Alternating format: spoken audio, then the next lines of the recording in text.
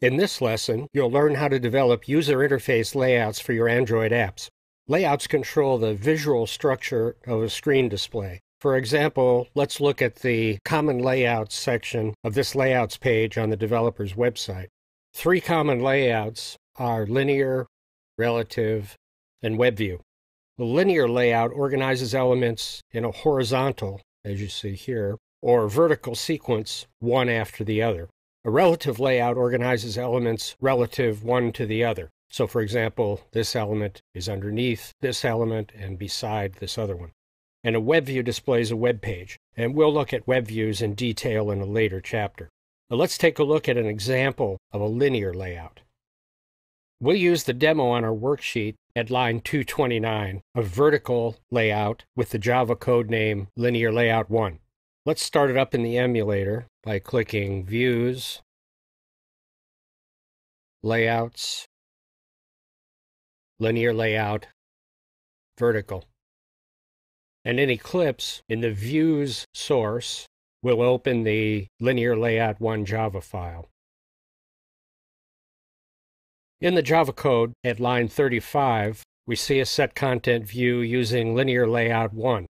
So in the Layouts folder, let's open Linear Layout 1.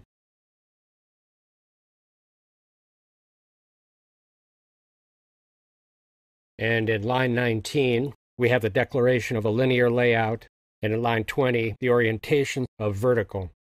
And there are 3 text views, and they're in order, and you can see how they show up in the app screen. The top text view, the middle view, and the bottom view. So in a linear layout, the views are stacked one after the other, and you can see that text over here. Top view, middle view, bottom view. Next, let's take a look at a relative view. Let's go back in the demo and select Relative Layout and Vertical. And this demo is on line 233 in the worksheet, and it has a Java code name of Relative Layout 1. Now back in the Views Java folder, we'll open Relative Layout 1, and we see that it uses the layout, Relative Layout 1, so we'll go back and open that.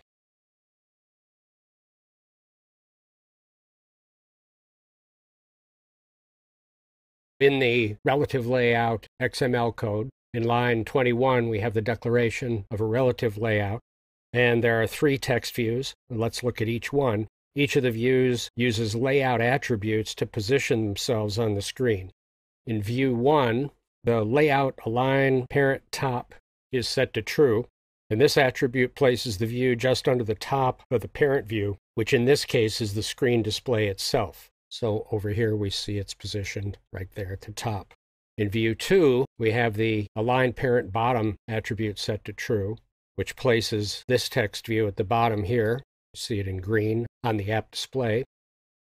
And in view 3, we have in line 49 layout above view 2, and in line 50 we have layout below view 1. So it's putting the center vertical text in between the top and the bottom.